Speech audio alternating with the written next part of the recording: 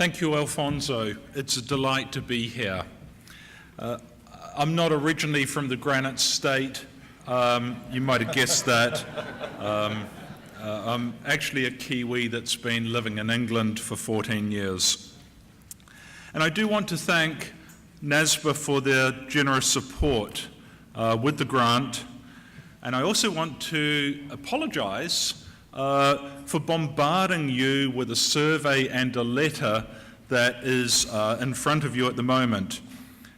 But the research team really does need your help, and I have come with $500 of Sears shopping vouchers, and I'm going to be around at 4:30 at the raffle draw, and I would encourage you to write your name on the front of the survey and then fill in the survey and rip off the front cover at the registration desk on the 7th floor here.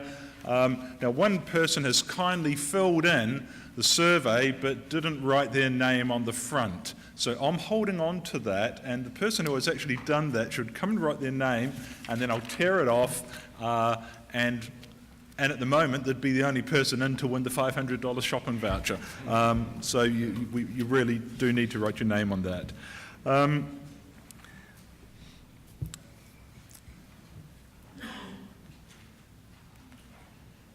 Now, our project is about advocacy and integrity.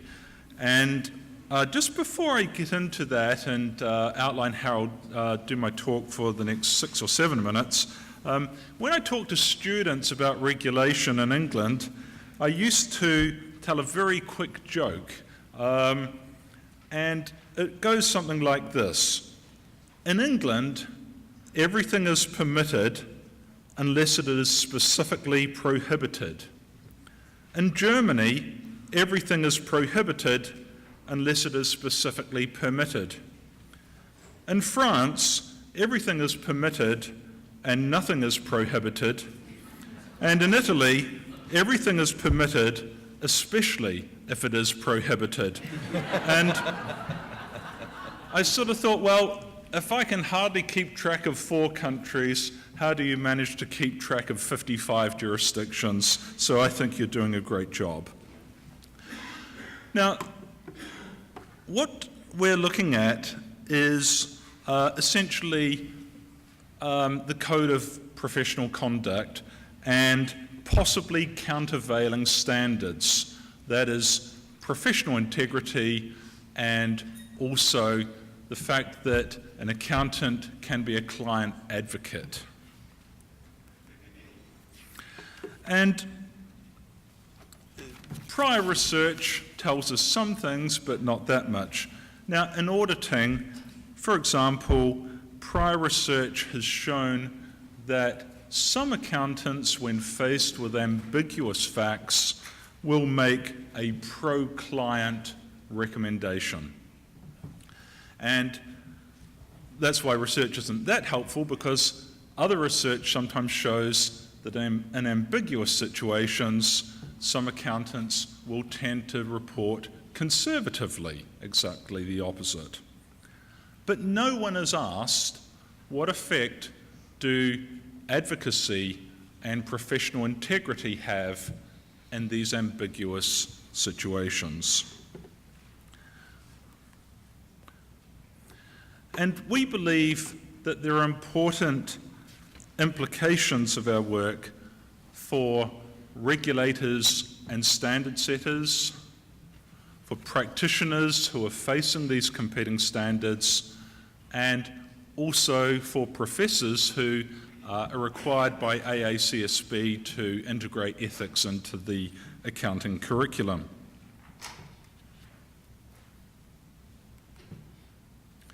Likewise, earlier work has looked at codes of conduct and, for instance, corporate codes of conduct. And sometimes a corporate code might not have any effect at all, and sometimes a code might be effective, but tone at the top is important. So there needs to be congruence between stated and enacted values.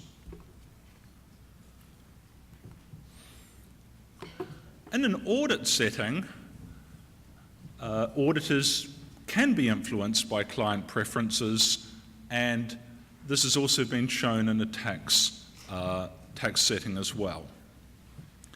Now, what I'm going to do in the interest of time is I'm going to skip through to some broad conclusions. All of the slides are in your binders, and I'd be happy to talk, but I also don't want to bias the surveys too much. So I'm going to skip through a whole lot of slides and boring tables.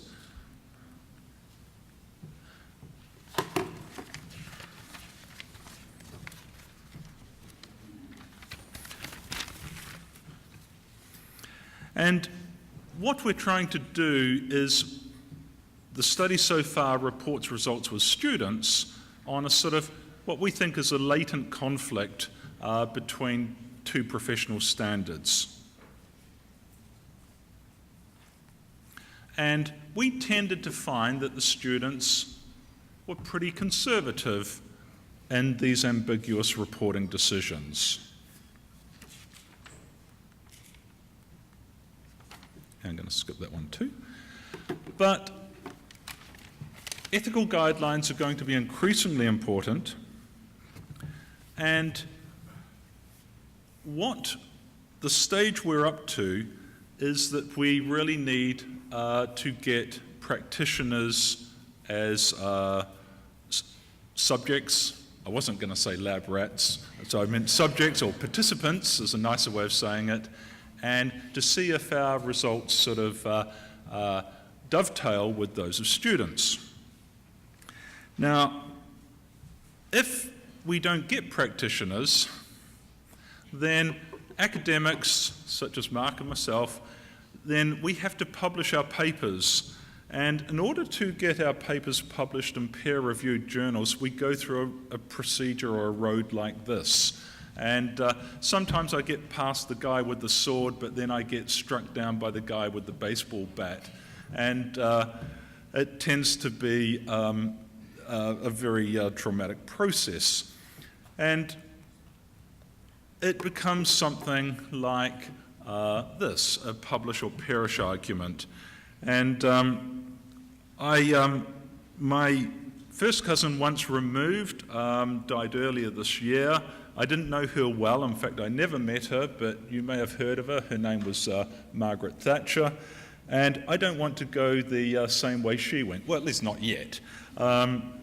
So, what it boils down to is we really would appreciate your help in filling in the survey, and that's why I came armed with the shopping vouchers. And the other issue is there's a letter there too, and not only would we like your survey response, but if anyone has contacts with an accounting firm, we could do with a firm of accountants to agree to be participants, and the results would be shared with the firm, and it would help educators, and it'd be written up for NASPA as well. And I'm happy to give a card to anyone that would like to discuss this with me later on. Thank you.